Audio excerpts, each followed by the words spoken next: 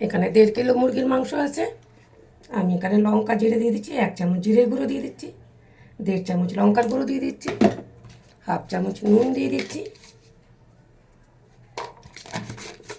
1 চামচ আদা রসুনের পেস্ট দিয়ে দিচ্ছি,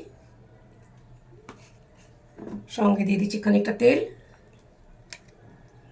দিয়ে আমি এটাকে বেশ ভালো করে মাখিয়ে রেখে দেবো।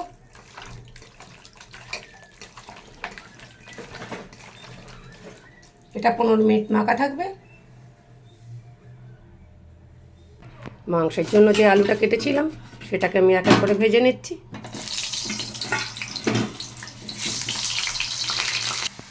আলুগুলো ভাজা হয়ে গেছে, আমি এক এক করে তুলে নিচ্ছি। আলুগুলো আমি তুলে নিয়েছি। দিয়ে দিচ্ছি ফোড়নের জন্য 2টো শুকনো লঙ্কা, 1টা তেজপাতা আর 1/2 চামচ গোটা জিরে। ফোড়নটা বেশ সুন্দর হয়ে গেলে আমি দিয়ে দেবো মাংসটাকে। তার আগে আমি পেঁয়াজটাকে ভেজে নিচ্ছি এই ফোড়নের মধ্যে। এখানে 300 গ্রাম পেঁয়াজ আছে 1.5 কেজি মাংসের মধ্যে। নাতির জন্য এখানে ঝোল করব, তার জন্য এখানে নিয়েছি বিট, গাজর, পালং শাক, কুমড়ো, রাঙা আলু সবই নিয়েছি।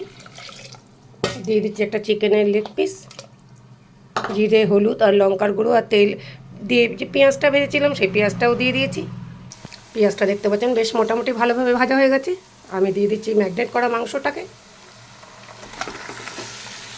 এর মধ্যে আর কিছুই দেওয়ার নেই, শুধু এবার ঢেকে ঢেকে তাকে কষানো। মাংসটা দেখতে পাচ্ছেন কতটা জল বেরিয়ে গেছে। জলটাকে মারার জন্য আমি ঢাকনাটাকে খুলে দিয়েছি। এদিকে আমার নাতনির জন্য যে ঝোলটা বসিয়েছিলাম সেটাও মোটামুটি হয়ে গেছে। মাংসটার মধ্যে আমি আলু দিয়ে দিচ্ছি, কেন মাংসটা যেহেতু কষা কষাই করব। এই দিকটা আমি পালং শাক করব, তার জন্য কটা বড়ি ভেজে নিচ্ছি। দিয়ে দিচ্ছি কিছুটা 5 ফোড়ন,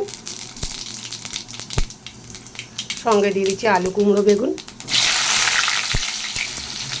দিয়ে দিচ্ছি 1 চামচ নুন। এটাকে আমি ভালো করে ভেজে নেব।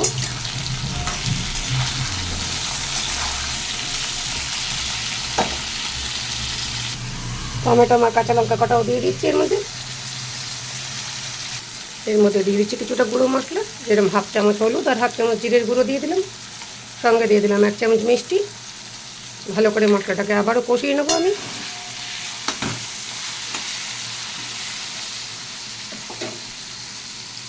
এরপরে দিয়ে দিচ্ছি পালং শাক কটাকে।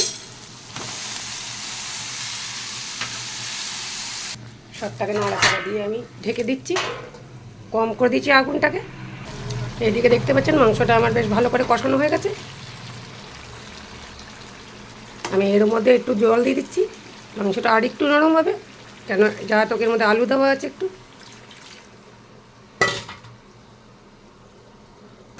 পালং শাকের মধ্যে আগে থেকে ভেজে রাখা বড়ি দিয়ে দিচ্ছি। পালং শাকটা হয়ে গেছে, নাড়াচাড়া দিয়ে না দিয়ে দেবো। মাংসটাও হয়ে গেছে আমার, আমি এবার মাংসটাকে নামিয়ে দিচ্ছি। মাংসটা নামানোর আগে আমি একটু শাহি গরম মশলা দিয়ে দিচ্ছি।